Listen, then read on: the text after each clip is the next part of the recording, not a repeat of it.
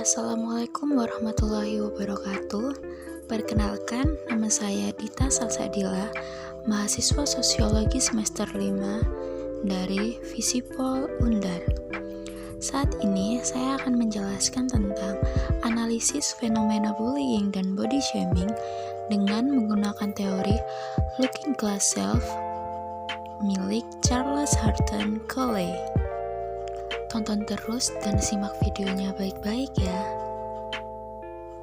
Sebelum masuk pada pembahasan, hendaknya kita harus tahu dulu apa sih yang disebut body shaming, apa sih yang disebut bullying, siapa sih Charles Horton Coley itu, dan teori seperti apa sih Looking Glass Self. Nah, mari kita bahas satu persatu. Pertama-tama, kita akan mulai dari tokohnya terlebih dahulu ya, yaitu Charles Horton Coley. Charles Horton Coley berasal dari Amerika Serikat.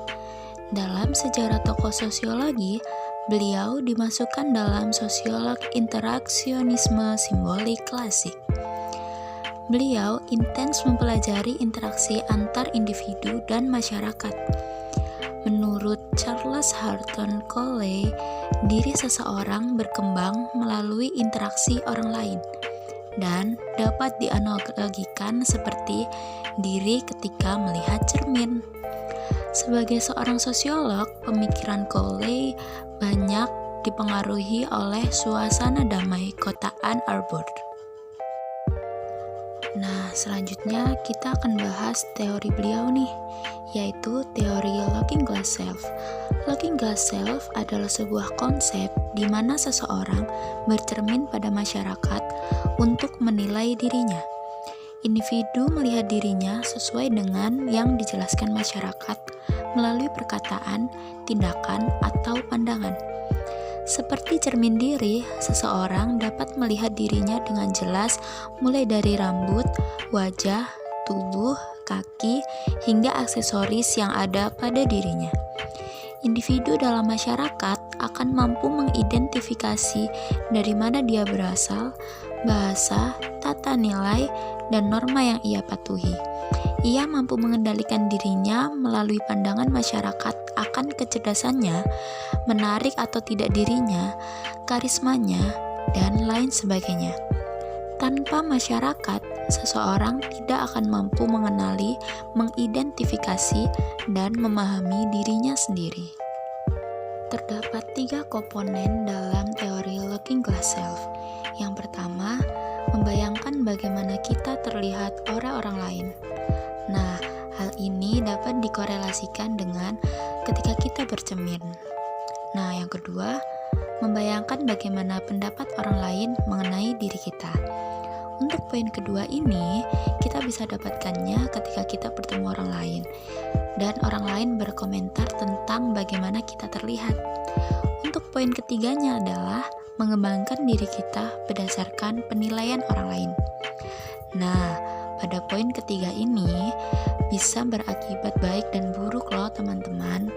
Akibat baiknya, kita bisa memperindah ataupun kita bisa memperbaiki diri kita. Dengan pandangan orang-orang yang mungkin ada beberapa yang memandang kita buruk nih, kita bisa memperbaiki diri kita lewat pandangan orang tersebut. Gimana sih caranya supaya kita bisa lebih baik? Nah, selain itu, hal buruknya dari pengembangan diri kita berdasarkan penilaian orang lain ini, ketika kita tidak mampu mengendalikan diri kita sendiri, dan kita malah akan beranggapan pada hal buruk yang dikatakan orang lain tersebut adalah memang itu benar-benar yang terjadi pada diri kita, seperti itu. Selanjutnya, kita akan membahas mengenai body shaming. Apa sih body shaming itu? Nah, body shaming merupakan bentuk tindakan serta praktik di mana seseorang atau sekelompok orang menghina bentuk tubuh maupun ukuran tubuh yang dimiliki oleh orang lain. Untuk body shaming ini, kita bisa melakukannya baik secara sengaja maupun tidak sengaja ya teman-teman. Kadangkalanya kita secara tidak sadar melakukan body shaming kepada orang lain. Ya, walaupun awalnya kita mungkin memang bercanda sih, kayak semisal nih contohnya, kita bertemu dengan orang yang dulu kelihatan sangat kurus dan sekarang dia sudah lumayan berisi dan kita bilang, "Kamu kok gendutan ya?" Nah, hal itu sebenarnya juga termasuk pada body shaming apabila orang yang kita sebut gendutan itu tidak menerima hal yang kita ucapkan itu tadi. Ya, walaupun hal itu kita ucapkan secara tidak sengaja atau secara tidak sadar, dan mungkin setelahnya kita bilang, bercanda kok. Nah, jadi tetap hati-hati ya teman-teman mengenai body shaming ini, karena body shaming juga bisa berakibat sangat fatal terhadap mental dan psikis orang lain. Untuk selanjutnya, kita akan membahas masalah bullying. Bullying sendiri dalam bahasa Indonesia dikenal sebagai penindasan atau risak, yang merupakan segala bentuk penindasan atau kekerasan yang dilakukan dengan sengaja oleh satu orang atau sekelompok orang yang lebih kuat atau berkuasa terhadap orang lain dengan tujuan untuk menyakiti dan dilakukan secara terus-menerus. Jadi, untuk kasus bullying bukan merupakan suatu tindakan yang tidak disengaja ya. Jadi, kalau kamu melakukan suatu tindakan dan kamu memang sengaja melakukan itu untuk menyakiti orang lain, itu bisa termasuk dalam bullying loh. Bullying sendiri juga marak terjadi di Indonesia. Pada beberapa bulan yang lalu, mungkin kita sempat terdengar viral ya, kejadian bullying yang dialami seorang siswa, dan dia dibully oleh teman-temannya.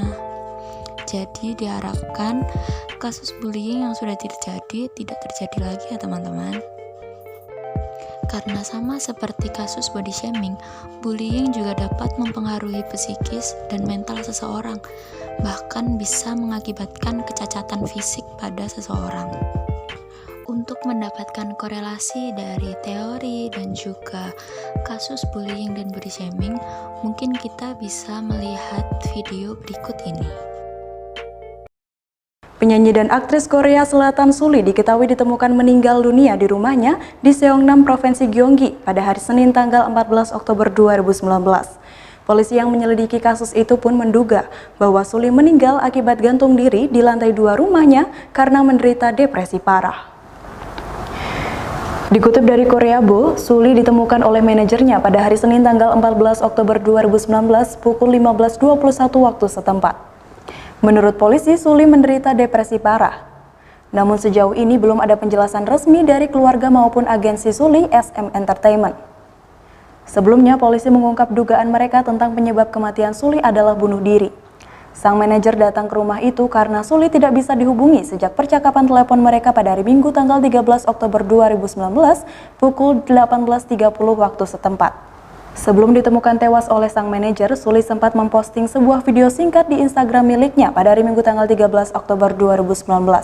Dilansir tribunvideo.com, dalam video tersebut tampak sebuah kardus yang berisi sejumlah tas dari brand Stretch Angles. Kartu ucapan dari Stretch Angles untuk Suli juga diperlihatkan kepada para followersnya yang berjumlah 5,9 juta. Di video tersebut juga terlihat foto Suli yang tampak terharu telah menerima tas tersebut. Suli juga menuliskan sebuah caption dalam bahasa Korea yang artinya, "Aku benar-benar menerima pengakuan." Dari unggahan tersebut tampaknya Suli sangat senang dan bahagia telah menerima tas dari Stretch Angle. Sebagai informasi, Suli terjun di dunia hiburan sejak masih kecil. Ia membintangi sebuah drama televisi pada 2005. Ia kemudian debut dengan girl band FX pada 2009. Pada 2014, ia memutuskan vakum karena menjadi korban gosip dan komentar negatif warganet. Setahun kemudian, ia memutuskan keluar dari FX dan kembali ke acting. Baru-baru ini, ia menjadi host program variety show, Night of Hate Comments, yang ditayangkan JTBC. Pada 3 September lalu, Suli sempat menghadiri peragaan busana koleksi musim gugur atau dingin Fendi di Galeria Department Store di Seoul. Beberapa waktu lalu, Suli dikabarkan akan membintangi seri kedua film Persona yang ditayangkan di Netflix.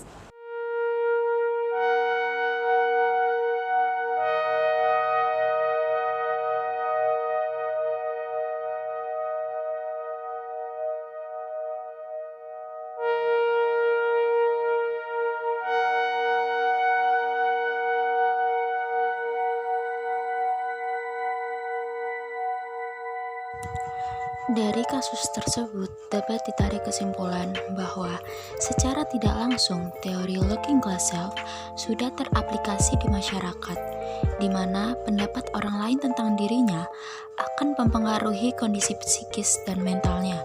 Seseorang akan beranggapan bahwa dirinya terlihat seperti apa yang dikatakan orang lain atau masyarakat kepada dirinya, serta pengembangan dirinya ke depannya juga bisa dipengaruhi oleh apa yang diucapkan orang-orang terdekat atau masyarakat di sekitarnya. Teori Looking Glass Self sendiri sangat relate dengan kehidupan kita saat ini, di mana banyaknya individu yang insecure karena pendapat dari orang lain, dan tak jarang pendapat dari orang lain tersebut mengubah dia mengubah hidupnya. Mungkin cukup sekian yang bisa saya sampaikan. Semoga kedepannya kita bisa menjadi individu yang lebih baik lagi. Terima kasih sudah menonton video dari awal sampai akhir. Wassalamualaikum warahmatullahi wabarakatuh.